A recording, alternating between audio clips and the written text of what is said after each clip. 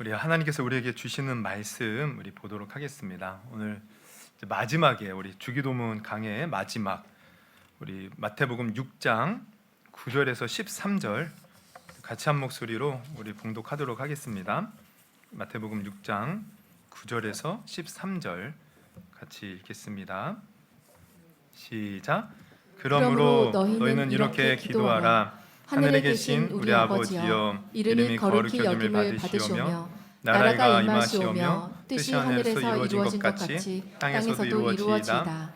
오늘 우리에게 일용할 양식을 주시옵고 우리가 우리에게 죄 지은 자를 사하여 준 것 같이 우리 죄를 사하여 주시옵고 우리를 시험에 들게 하지 마시옵고 다만 악에서 구하시옵소서. 나라와 권세와 영광이 아버지께 영원히 있사옵나이다. 아멘.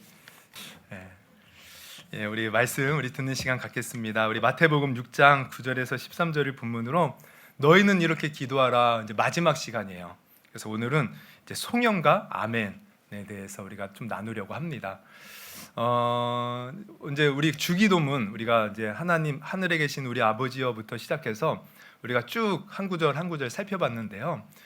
이제 주기도문의 간구의 내용은 끝났어요. 주님께 뭔가를 해달라고 간구하는 간구의 기도, 그거는 끝났는데 예수님은 마지막 부분에 이제 이게 하나님을 높여 찬양하는 내용을 가르쳐 주고 있어요. 이걸 이제 송영이라고 합니다. 그러니까 하나님을 높여 부르는 그 내용들. 그래서 이 송영의 내용이 나와요. 그리고 마지막에 아멘이 나오는데, 근데 이게 사실 굉장히 또한 중요합니다. 예수님께서 기도할 때 우리는 생각할 때 기도는 그저 하나님 뭔가를 주시옵소서, 해결해 주옵소서, 이거 주시옵소서, 그래서 뭔가 간구만을 생각하지만 사실 기도에는 많은 내용이 담겨져 있어요. 우리가 흔히 이제 기도를 얘기할 때는 감사, 또 회개, 그리고 남을 위해서 중보하는 것, 그리고 나를 위해서 기도하는 것, 뭐 이런 내용도 담겨 있지만 중요한 것은 기도할 때 사실 하나님을 높여 찬양하는 내용도 담겨져 있습니다. 그래서 우리가 정말 기도에 깊이 빠져들잖아요. 그러면은 뭔가를 간구하기보다 그 하나님을 바라보면서 그 하나님과의 어떤 만남 속에서 감격 속에 찬양하는 것이 나오는 거예요. 그러니까 예수님도 그걸 아셨기에 우리에게 이 찬양을 가르쳐 주는 거죠. 근데 이 찬양에 그냥 뭐 하나님을 높여 찬양하는 것이 아니고 여기에는 분명한 내용이 나와요. 그래서 이 내용을 우리가 가지고 하나님을 높여 찬양할 때 기도가 완성이 됩니다. 그래서 오늘 그러한 의미에서 예수님이 이제 이 송영을 가르쳐 주시는데요. 근데 이제 우리가 이제 깊이 생각해 보면 이제 두 가지 측면에서 예수님은 이 송영을 다시 한번 제자들에게 가르쳐 주고 있어요. 그 의미가 뭔가 살펴보면 첫째는 그겁니다. 예수님께서는 이 송영을 통해서 제자들이 하나님을 더욱더 깊이 깨닫기를 바라는 거예요. 다시 한번 말씀드리면 이 송영을 통해서 내가 지금 기도를 하는데 그 기도하는 대상이 누군지를 다시 한번 깨닫게 하는 그 차원에서 송영을 가르쳐 주고 계신다는 거예요. 여러분, 우리가 이제 오늘 본문을 보면 이제 마지막에 악에서 구하시옵소서 하고 나라와 권세와 영광이 이렇게 이어져요. 그런데 우리가 옛날에 이제 주기도문을 외웠던 분들은 그 중간에 뭘 붙이죠? 주로? 저도 이제 버릇처럼 그러는데 대개를 붙여요. 대개 나라와 권세와 이렇게. 근데 이 대개를 어느 순간부터 이게 빠졌어요. 그런데 우리가 이제 성경 원문을 보면 이 대개에 해당되는 그 단어가 분명히 나옵니다. 그 단어가 뭐냐면 호티예요, 호티. 근데 이제 이 호티라는 단어는 왜냐하면이라는 그런 뜻을 담았는데 우리나라 말로 대개라고 붙이니까 이게 이제 대개가 무슨 의미예요? 잘 몰라요, 대개를. 아니 너무 그렇게 놔두세요. 되게 몰라요. 근데 대개가 우리 한국말로는 일의 큰 원칙으로 보건대 이런 뜻이에요. 근데 이제 그 의미가 이제 분명치 않으니까 이제 없앴지만 이제 분명히 원문에는 호티 뜻은 왜냐하면이라는 뜻이 담겨져 있다는 거예요. 그러면 이 왜냐하면이라는 의미를 살려서 우리가 다시금 번역을 해보면 이런 거죠. 악에서 구하시옵소서까지 기도한 내용들. 그러니까 하늘에 계신 우리 아버지여 이름이 거룩히 여김을 받으시오며 하면서 쭉 해서 악에서 구하시옵소서 간구 기도를 했어요. 그러면서 주님이 다시 한번 마치기를 우리가 그렇게 기도했는데 왜냐하면 한번 붙여보세요. 나라와 권세와 영광이 아버지께 영원히 있기 때문에 우리가 기도했습니다. 그런 내용이에요. 그러니까 우리가 기도를 했는데 그 이유는, 우리가 하나님께 기도했는데 그 이유는 하나님께 영원한 나라와 또 권세와 그 능력이 있기 때문이라는 거예요. 그러면 나라와 권세와 영광이 있다는 것은 무엇을 말합니까? 바로 그 하나님이 이 세상을 창조하시고 주관하시고 통치하시는 이 세상의 모든 영광을 가지신 하나님이시라는 거예요. 그 하나님이기 때문에 우리가 지금까지 기도했다는 거죠. 그래서 다시 한번 예수님은 우리가 기도하는 그 대상이 되시는 하나님이 어떤 분인지를 성령을 통해서 깨닫게 하시는 것입니다. 사실 우리가 앞에서도 예수님은 처음에 어떻게 기도하라고 했죠? 하늘에 계신 우리 아버지여, 이거 부르고 기도하라고 했다는 거예요. 그럼 하늘에 계신 우리 아버지여가 어떤 의미였어요? 하늘에 계신, 이것은 우리를 초월해서 범접할 수 없는 그러한 높은 곳에 앉아 계신 위대하신 하나님이라는 거예요. 근데 그 하나님이 우리의 자비로운 아버지가 되신다.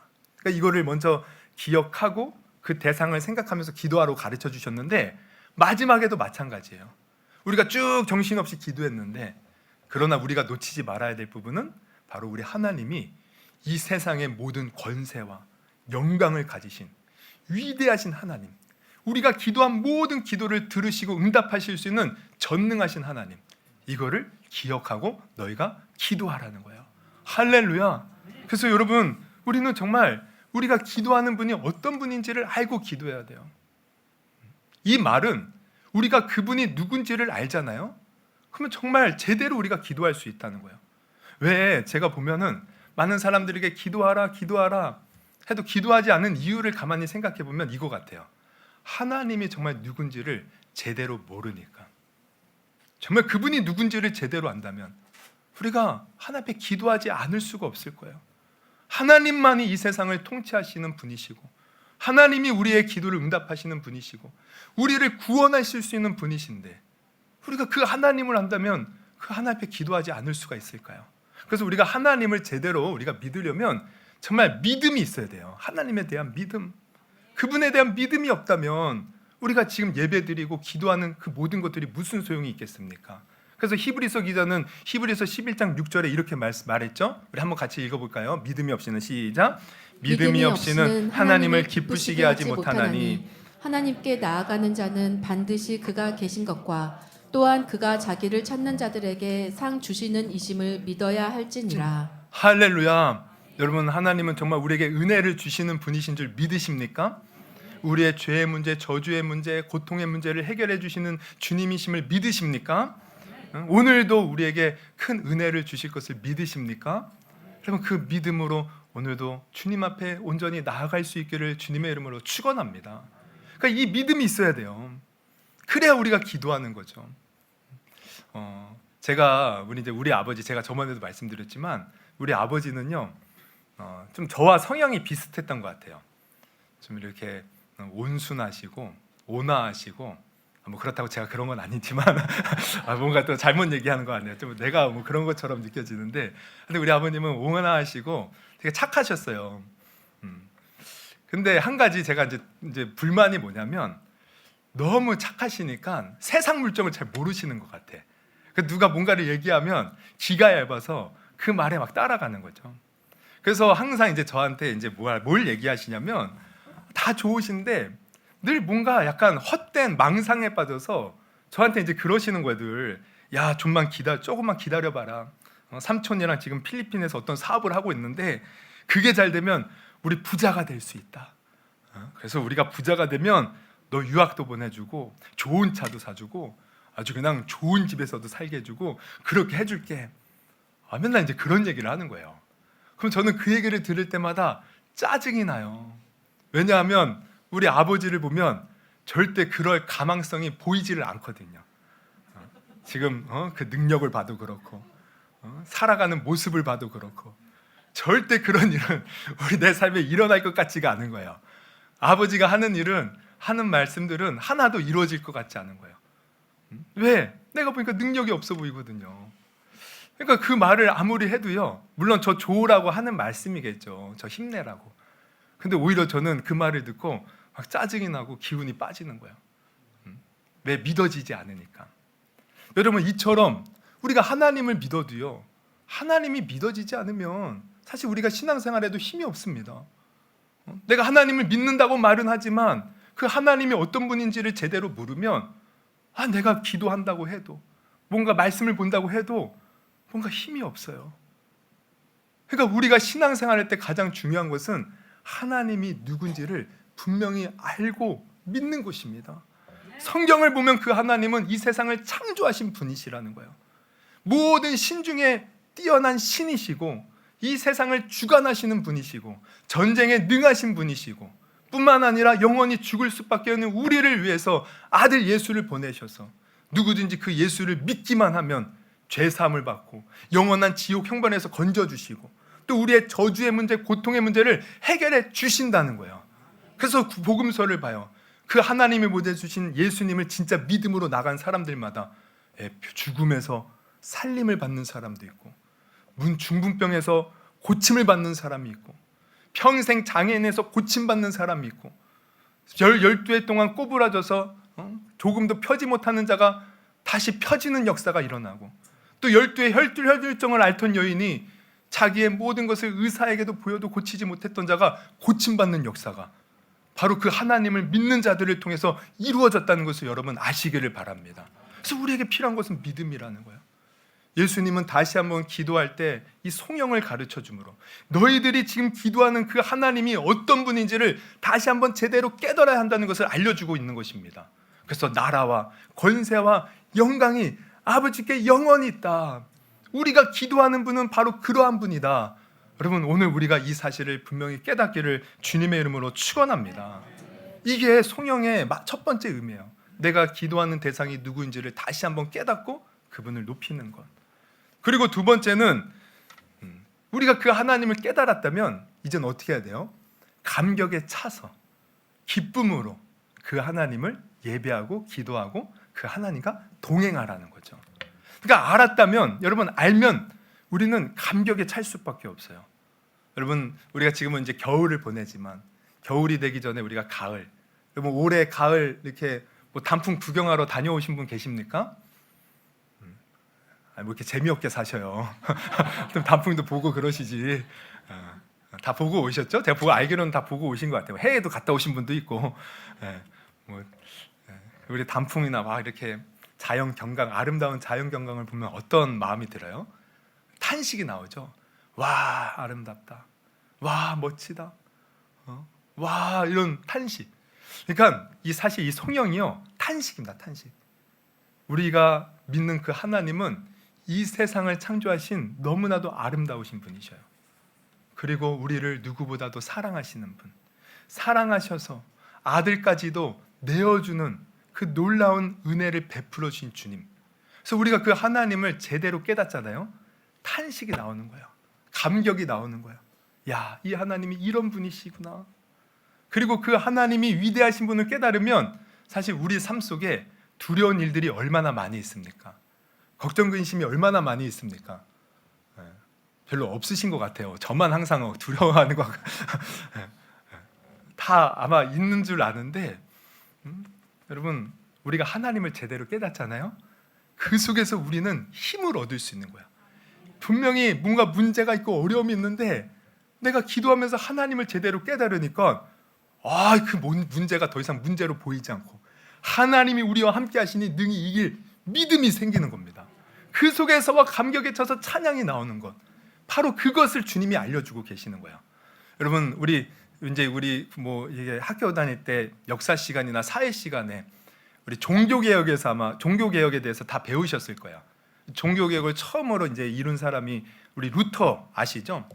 루터가 이제 종교개혁을 쭉 이렇게 일으키는데, 여러분 어디서부터 이제 종교개혁이 이루어졌죠? 당시에 타락한 천주교로부터 가톨릭이라고 하죠. 그 가톨릭 교회에서 이제 여러 가지 참 안 좋은 모습들을 보이니까 루터가 성경을 연구하다가 이건 아니다 이제 깨닫고 종교개혁을 일으키기 시작해요. 그런데 가톨릭이 가만히 있겠습니까? 세상의 모든 권세를 가진 집단이에요.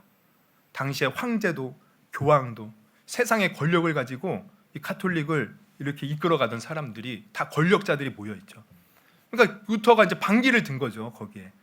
그래서 이제 루터를 소환합니다. 황제가. 너 도대체 뭘 하냐? 그러면서 이제 소환이 이제 됐는데 루터는 그 소환에 응하기로 결정을 해요. 근데 이 소환에 응해서 가게 되면 만약 그곳에서 이단이라고 정죄를 받으면 목숨을 잃을 수 있습니다. 지금까지 많은 사람들이 그래 왔어요. 그래서 이걸 아는 사람들은 루터에게 가지 말라는 거예요. 가지 말라고. 가면 죽습니다. 근데 루터는 가기를 원했어요.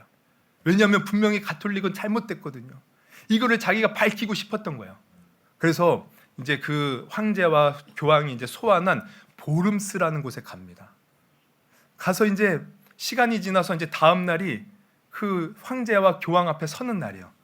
근데 루터도 인간인지라 뭔가 의기에 충만해서 왔지만 다음 날 자기가 서서 만약에 잘못되면 죽을 수도 있다는 생각에 두려움이 엄습하기 시작해요. 너무 그 두려움이 커서 도망가고 싶은 거예요. 그때 그는 하나님을 바라보면서 기도하기 시작합니다. 하나님, 나에게 힘을 주옵소서. 이건 분명히 잘못되지 않았습니까? 내가 가서 진리를 밝히기를 원합니다. 그런데 두렵습니다. 어떻게 해야 됩니까? 하나님, 나를 구원해 주옵소서. 근데 한참 그렇게 기도하는데 시편 46편의 말씀이 갑자기 떠오르는 거예요. 이 시편 46편의 말씀이 이것입니다. 1절에서 3절. 하나님은 우리의 피난처시요 힘이시니 환난 중에서 만날 큰 도움이시니라. 우리 2절부터 같이 한번 읽어볼까요? 시작. 그러므로 땅이 변하든지 산이 흔들려 바다 가운데 빠지든지 바닷물이 솟아나고 뛰놀든지 그것이 넘침으로 산이 흔들릴지라도 우리는 두려워하지 아니하리로다. 막 이 말씀이요 갑자기 막 생각이 나더니 마치 하나님이 나에게 하시는 말씀처럼 들리는 거죠. 그 순간 자기에 있는 두려움이 싹 사라지는 거야. 그래, 나의 피난처 되시는 하나님. 막 산이 흔들리고 막 바다가 흔들릴지라도 그곳에서 구원할 하나님이 나와 함께 하시는데 내가 누구를 두려워하려? 그러면서 하나님을 의지하니까 그 하나님을 막 찬양하면서 감격이 솟아나고 두려움이 사라진 거예요. 다음 날 담대히 가서 황제와 교황 앞에 하나도 떨지 않고 그 진리를 조목조목 내세우면서 가톨릭의 잘못된 것을 다 반박해 버렸어요. 주위에 있는 사람들은 그 얘기를 듣고 다 환호하고 박수 갈채를 보냈습니다. 그러나 황제와 교황은 결국 어떻게 해요? 루터를 이단으로 정죄하죠. 그런데 감사한 것은 그를 옹호하는 사람들이 루터를 잘 이렇게 구원해줘서 죽지 않고 살아남고 끝까지 이 종교개혁을 일으킬 수 있었는데 그때 그 보름스 회의에서 살아남아서 지은 찬송이 아까 우리가 불렀던 찬송이에요. 뭐였죠? 내 주는 강한 성이요 방패와 병기 되시니. 이거 루터가 지은 찬송입니다. 할렐루야. 너무 감격에 차서 그 하나님이 나의 방패가 되시고 힘이 되시고 피난처가 되시고 그 하나님이 나와 함께 하시면 내가 반드시 승리하리라 그러면서 찬송을 부른 겁니다. 여러분, 우리도 이 감격이 우리에게도 있기를 주님의 이름으로 축원합니다. 지금 내게 어떤 두려움이 있고 걱정이 있고 염려가 있습니까? 여러분, 우리는 그것 때문에 그거 붙들고 문제 붙들고 이거 어떻게 하나 여러분, 우리 믿음의 사람은 그게 아니에요. 그 문제보다 크신 하나님을 바라볼 수 있기를 축원합니다. 하나님이 나와 함께 하시고 하나님이 이 세상의 주관자시고 모든 영광과 권세를 가지신 분인데 내가 그 하나님을 믿고 그 하나님의 자녀이고 그 하나님이 나의 아버지인데 우리가 무엇이 두렵겠습니까? 여러분, 이 믿음을 가지고 오늘 이 순간에도 감격으로 하나님을 찬송하고 두려움을 싹 이겨낼 수 있는 저와 여러분이 될 수 있기를 주님의 이름으로 축원합니다. 그래서 이 성령을 가르쳐 주신 주님의 의도 너무나도 복되지 않습니까? 그러므로 여러분, 우리가 기도할 때뿐만 아니라 우리가 예배 드릴 때도 마찬가지예요. 여러분, 내가 지금 크신 하나님 앞에 예배 드린다, 그 하나님을 생각하면 우리는 감격에 차서 예배 드리는 거예요. 이것은 우리 삶도 마찬가지죠. 삶에서도 늘 그 크신 주님이 우리를 떠나지 않고 늘 우리와 함께 하시겠다고 약속하셨잖아요. 내가 두렵고 우울하고 걱정이 밀려올 때 여러분, 그 하나님을 바라보심으로 늘 넉넉히 승리하며 살 수 있는 저와 여러분이 되기를 주님의 이름으로 축원합니다. 그래서 여러분, 우리가 기도할 때는 그냥 우리는 무조건 그냥 막무가내로 주여 도와주세요 이렇게 기도할지 모르지만 여러분, 오늘 분명히 깨닫기를 바랍니다. 내가 기도하는 분이 어떤 분인지 그것을 더 깊이 묵상하고 기도하면 사실 그분만 깨닫잖아요. 그럼 우리 문제는 한순간에 다 사라져요. 여러분, 그 하나님을 놓치지 않고 그 하나님을 반드시 내 것으로 정말 내 마음에 모시고 내 주님이다라는 것을 정말 믿음으로 받아들여서 정말 늘 그 주님과 함께 승리하는 삶을 사는 저와 여러분이 되기를 주님의 이름으로 축원합니다. 이게 송영에 담긴 의미예요. 그리고 이제 나아가서 이제 예수님은 이 송영을 가르쳐 주시고 진짜 맨 마지막으로 이제 기도를 끝마칠 때 뭘 하려고 하죠? 뭘 가르쳐 주셨어요?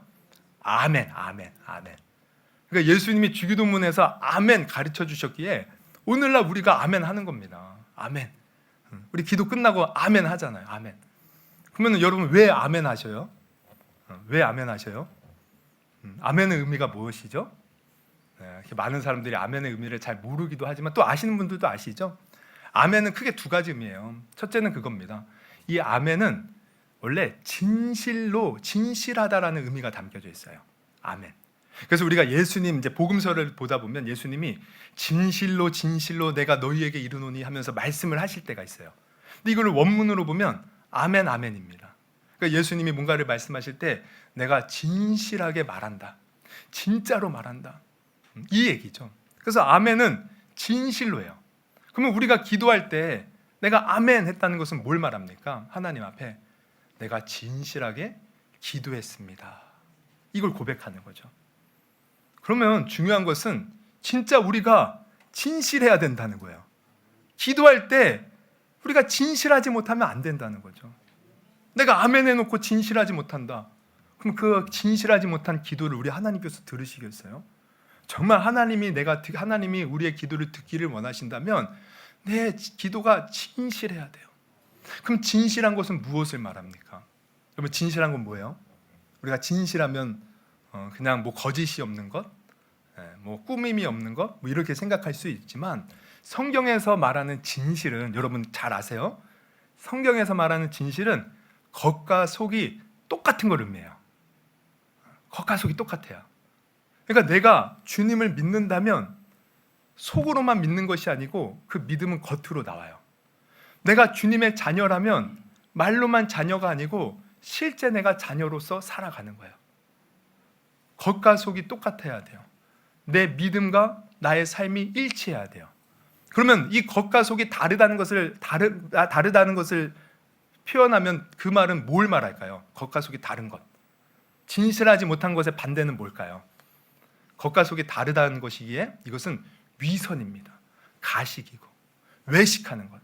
그래서 예수님이 이 땅에 오셨을 때 그렇게 바리새인, 서기관, 장로들을 책망한 것이 뭐예요? 외식한다는 거.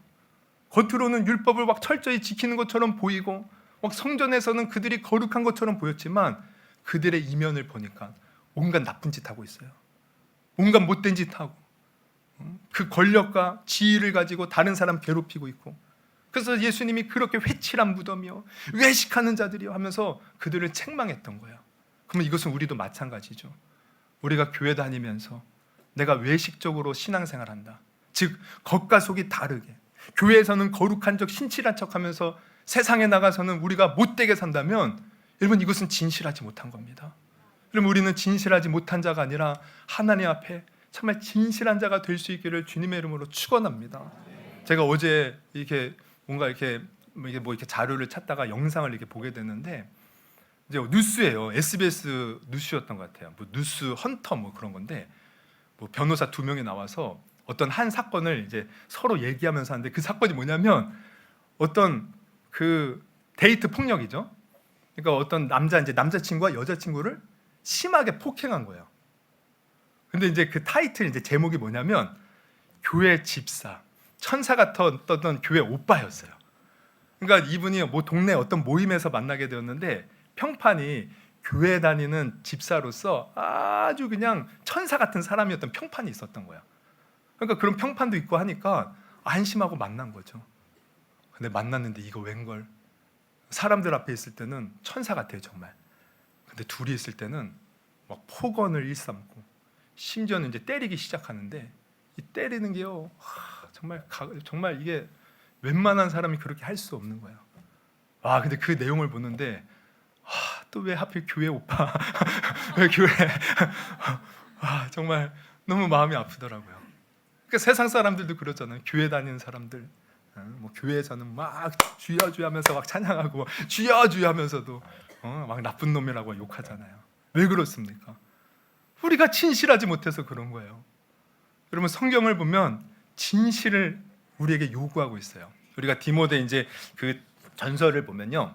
이제 그 디모데전서는 사도 바울이 사랑하는 디모데에게 에베소에서 목회하는 이제 디모데에게 목회를 어떻게 하라 해서 목회 서신이라고 불리는데 너희가 이제 디모데에게 알려주기를 감독자를 세울 때 혹은 집사를 세울 때 이러한 사람을 세워라 알려줘요.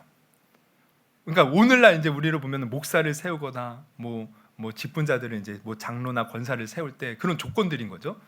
근데 사실 오늘날 우리의 조건들을 보면은 뭐 목사를 봐요. 어느 교회에서 청빙을 한다.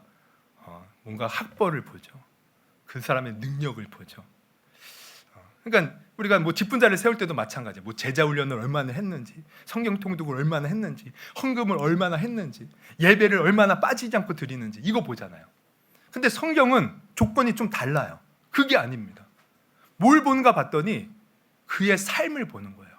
그래서 우리가 보면은 디모데전서 3장 2절부터 보면 그러므로 감독은 책망할 것이 없으며 한 아내의 남편이 되며 절제하며 신중하며 단정하며 나그네를 대접하며 가르치기를 잘하며 술을 즐기지 아니하며 구타하지 아니하며 오직 관용하며 다투지 아니하며 돈을 사랑하지 아니하며 자기 집을 잘 다스리며 자녀들로 모든 공손함으로 복종하게 하는 자라 할지며 사람이 자기 집을 다스릴 줄 알지 못하면 어찌 하나님의 교훈을 돌보리요. 그래서 7절을 한번 같이 읽어봅니다. 시작. 또한 외인에게서도 선한 증거를 얻은 자라야 할지니 비방과 비방과 마귀의 올무에서 빠질까 염려하라. 여기 외인은 교회 밖 사람들을 말하는 거예요. 그러니까 밖에 있는 사람들에게도 선한 증거, 칭찬을 받는 사람. 그러니까 이 지금 삶 이게 뭐냐면 삶을 본다는 거예요. 그 삶이 한마디로 진실한 사람을 너는 감독자 혹은 집사로 세워야 된다. 근데 이것은 감독자, 뭐 집사뿐만 아니라 우리 모든 성도들에게 다 적용되는 것입니다. 우리 신앙은 여러분 제가 새가족 교육할 때 강조하는 게 그거잖아요. 그냥 교회에서 주여 주여 하면서 기도하고 예배 많이 드렸다고 그게 진정한 신앙생활이 아니라는 거예요. 내가 은혜 받았다면, 내가 하나님의 사랑을 알았다면 우리는 세상에 나가서도 그 사랑을 전하고 하나님이 거룩하도 우리도 거룩함을 쫓아 살아야 된다는 거예요. 이게 진실한 겁니다. 그래서 이렇게 진실하게 기도할 때 하나님은 그 기도에 기쁨으로 받으시는 거예요. 그래서 우리가 하나님 앞에 기도할 때 우리를 항상 돌아봐야 돼요. 내가 진실했는가? 하나님 앞에 이렇게 기도하고 예배하는데 진실했는가? 만약 진실하지 못했으면 어떻게 해야 돼요? 회개해야죠. 회개할 때 우리의 힘으로는 할 수 없어요. 성령님을 의지하고 또 이미 엎질러진 물 어떻게 합니까? 물론 우리가 사람들에게 가서 내가 잘못한 것이 있다면 용서도 빌어야지만 가장 우리가 회개에서 중요한 건 뭐냐면 바로 예수의 보혈입니다. 우리가 어떠한 죄를 지었을지라도 예수님이 십자가에서 흘리신 그 보혈을 의지하며 나아갈 때 그 보혈이 우리의 죄를 깨끗하게 씻어 주시는 거예요. 그래서 그 보혈을 의지할 때 우리가 아무리 많은 죄를 지었을지라도 하나님 우리를 진실하게 보시고 우리를 받아주시는 거죠. 그래서 항상 기도할 때 내가 진실한가 돌아보시고 내가 진실하지 못했거든 먼저는 보혈로 회개하시고요. 그리고 삶에 나가서 내가 정말 진실하게 살고자 몸부림칠 수 있는 저와 여러분이 되어서 정말 하나님이 기쁨으로 동행하는 복된 성도가 되기를 주님의 이름으로 축원합니다. 그리고 마지막으로 또 이 아멘은 또 어떤 의미가 있냐면 동의하다라는 의미가 있어요. 그러니까 뭔가 기도를 끝나고 났을 때 동의합니다. 내가 그 말을 인정합니다. 이런 말이에요. 그래서 우리가 다른 사람 기도할 때 보면은 어떤 분들은 좀 나이 드신 분들이 그러죠. 중간중간에 아멘, 아멘 막 이러잖아요. 아멘. 이게 뭐예요? 내가 동의한다. 그 말에 동의합니다. 동의합니다. 그러면 이 동의한다라는 것은 우리가 다르게 생각해 보면 뭐냐면 내가 그 기도의 내용을 하나님께서 들어주실 것을 확신한다는 거예요. 그러니까 아멘은 곧 확신입니다. 내가 아멘 한다는 것은 확신합니다. 그렇게 될 줄 믿습니다. 이거예요. 그러니까 우리가 아무리 기도를 많이 해도요. 우리 우스개처럼 하는 얘기가 있어요. 어떤 노건사님이 밤새도록 아주 그냥 열심히 기도를 했대요. 그 모습을 목사님이 보고 나중에 이렇게 새벽에 가실 때 아이고 권사님 기도하는 모습 보니까 하나님이 정말 응답해 주실 것 같아요. 정말 분명히 응답이 있을 것 같아요. 그런데 막상 그 노권사는 뭐라고 하냐면 글쎄요 응답이 있을지 모르겠는데요. 그러면 왜 기도했습니까? 우리 기도할 때 확실한 믿음, 하나님이 분명히 이루어 주실 것을 믿고 기도하는 거예요. 그런 의미에서 아멘 하는 겁니다. 그러니까 지금 아멘 하셨죠? 그럼 이거 믿음의 우리 고백인 거죠. 하나님은 분명히 우리의 기도에 응답할 것을 내가 믿습니다. 아멘. 그래서 정말 이 믿음이 사실 중요합니다. 우리가 믿으면 그래서 삶에서 하나님 말씀 따라 순종하는 삶을 사는 것으로 이어져요. 요한복음 우리 4장에 보면 이제 그 한 왕을 모시는 신하가 나와요. 이 신하의 그런데 아들이 병 걸려서 죽게 된 겁니다. 마침 예수님이 예수님의 소문을 듣고 예수님을 찾아가서 이 신하가 하는 얘기가 예수님 우리 아들이 병들어 죽게 되었으니 고쳐주세요. 그러면서 이제 뭘 요구하냐면 우리 집에 같이 가자는 거예요. 같이 가셔서 우리 아들 봐주시고 고쳐주세요. 근데 예수님은요 같이 가자는 요구를 거절하고 그냥 이 신하에게 가라는 거예요. 가라. 너 그냥 집에 가라. 네 믿음대로 네 아들이 나았다. 그랬더니 이 신하가 어떻게 해요? 지금 처음에는 같이 가자고 했는데 그냥 가라는 그 예수님의 말씀을 믿고 가더라는 거예요. 우리 요한복음 4장 50절 한번 같이 한번 읽어보겠습니다. 시작. 예수께서 이르시되 가라 내 아들이 살아있다 하시니 그 사람이 예수께서 하신 말씀을 믿고 가더니 지금 믿고 가더니 여러분 이게 아멘인 것입니다. 예수님이 그냥 가라고 했어요. 나아진 거 보지 못했어요. 아직 손에 잡힌 것 없어요. 그러나 예수님 말씀을 믿고 아멘하고 갔다는 거예요. 그랬더니 어떤 일이 벌어집니까? 동네에 갔더니 그 가는 길에 자기 집 종들이 와요. 그러면서 하는 얘기가 이미 아들이 낳았다는 거예요. 아들이 언제 낳았냐고 물어봤더니 예수님이 말씀하셨던 그 시각과 딱 맞아 떨어지는 거죠. 그것을 듣고서는 온 가족이 믿었더라. 우리 제가 말씀 준비했나요? 53절. 그의 아버지가 예수께서 내 아들이 살아있다 말씀하신 그때인 줄 알고 자기와 그 온 집안이 다 믿으니라. 할렐루야. 여러분 우리가 아멘 하면 믿었다는 거예요. 그럼 믿었다면 삶에서 그 믿음대로 순종하며 살 수 있기를 주님의 이름으로 축원합니다. 지금 당장 뭔가 손에 잡힌 것 없어도, 지금 당장 뭔가 내 눈앞에 보이는 것 없어도 내가 기도했으니 이제 하나님께서 이루어 주실 것을 믿고 믿음으로 살 수 있기를 주님의 이름으로 축원합니다. 그 사람을 하나님께서 눈여겨보시고 그 믿음을 보시고 우리에게 놀라운 일을 행하시는 거예요. 물론 그렇다고 말하면 또 어떤 분들은 그럴 수 있어요. 나는 믿음이 안 생기는데요. 나 믿음이 안 생기는데요. 어떻게 합니까? 믿어지지 않는데요. 그럼 우리는 다시 돌아가야 돼요. 하나님이 어떤 분인지를 다시 한번 깊이 묵상해야 돼요. 그래서 그 하나님이 나라와 권세와 영광을 가지신 분이시구나.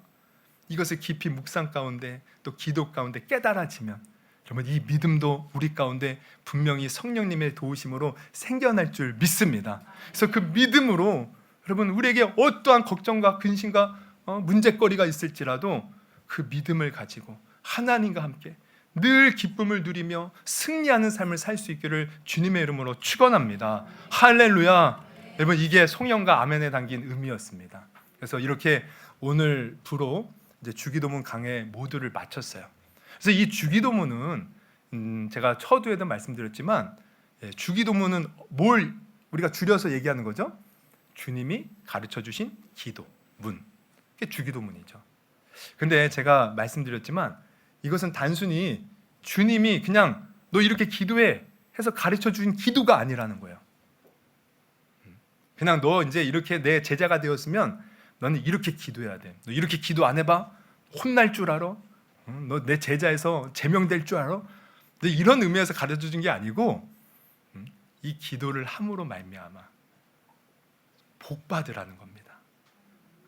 이 기도를 함으로 말미암아 제대로 기도해서 제대로 은혜 받으라는 거예요. 헛되게 기도하지 말고 하나님을 제대로 믿고 제대로 기도해서 제대로 하나님의 놀라우신 능력을 경험하라는 거예요.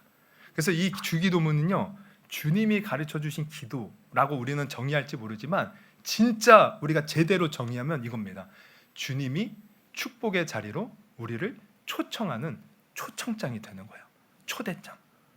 그러므로 여러분 이 주기도문 이제 영상 우리 오전 예배라서 다 유튜브에 올라와 있습니다. 다 뭔가 이렇게 기억이 가물가물하고 기억이 안 난다. 여러분 처음부터 다시 한번 들어보십시오. 특히 하늘에 계신 우리 아버지요. 이거 너무 중요한 거예요. 하나님이 나의 아버지가 되셔요.